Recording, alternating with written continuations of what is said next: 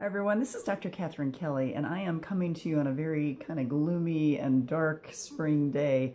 Apparently, we're supposed to get rain today, but the weather is sort of appropriate for the topic I'm going to provide for you today, and that is basically the karma of emotion. So, on gloomy days, a lot of people feel sunken in, they feel kind of down, they feel heavy. And also one of the things I tell people is that emotions are very seductive, that you feel a little bit of one. And then, our first thought is, oh, I don't want to feel like this. But then basically, we kind of end up feeling deeper and deeper and deeper into whatever emotion that is. So we feel more deeply depressed, more deeply sad, more deeply anxious, more deeply frustrated, whatever it is. And it's almost like there's a seduction behind that emotion that takes us a little bit deeper into it. And so, as I talk about evolution and as I talk about how the human condition plays along with us in order to help us grow and evolve, one of the things I talk to clients about is the whole idea that emotions are really part of our karma. And so if we think about the things that happen in our lives that weigh us down, or that the events that really either traumatize us or have an impact on us, maybe not quite in the traumatized level, but they still have an impact on us. Our emotions are there to alert us that something is not quite right, that something has changed, that something is different.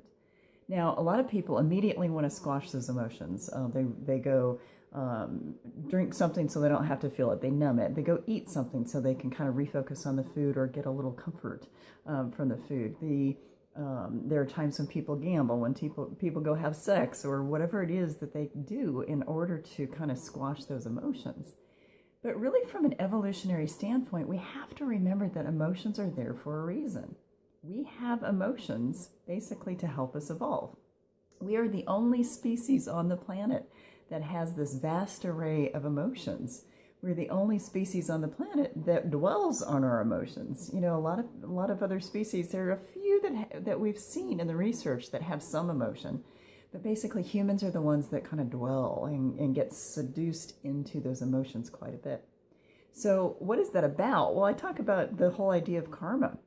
If we really are here to evolve beyond our old stuff, if we are really here to heal our wounds and keep growing and figure out what it is that we're supposed to learn from those difficult events or challenges in our lives, well, what's going to get our attention? It's our emotions. And so a lot of people have this idea that emotions are a bad thing.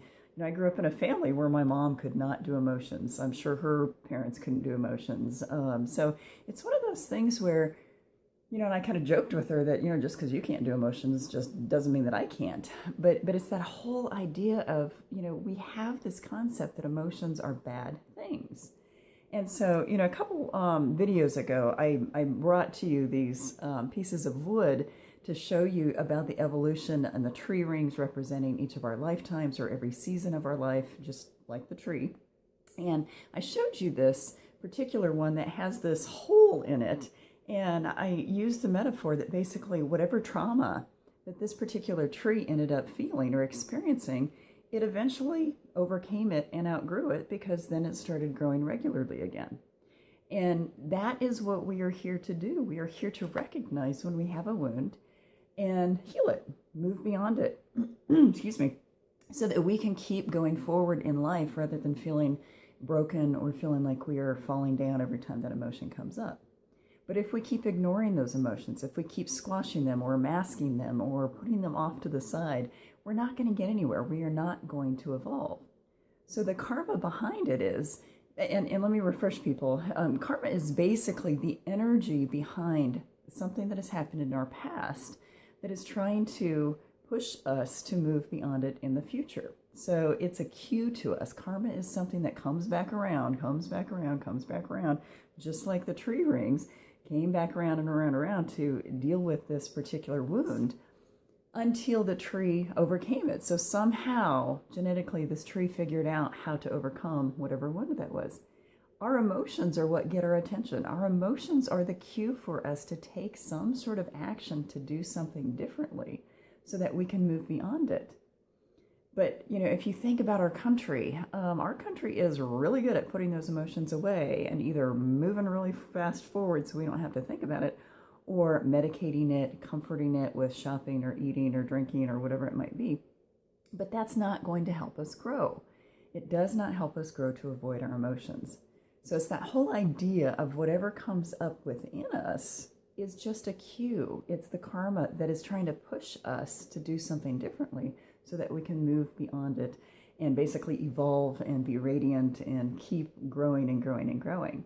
So, you have to kind of think of these many lifetimes of this tree that it chose not to deal with whatever was going on. And then eventually it got fed up somehow and it decided, okay, I got to move beyond this. And so that's basically what we have to do, is we have to get fed up enough with the emotion to actually do something differently. And that is conscious evolution right there. Now, I wrote an article for my newsletter about this for the April edition. So for those of you who aren't on my newsletter and want to be and want to hear more and more about this kind of stuff and read more about some of these concepts, feel free to go to www.drcatherinetkelly.com and sign up on my website, and we'll add you to that list. Because I think this is a great way for you to kind of get nudged here and there and get uncomfortable here and there.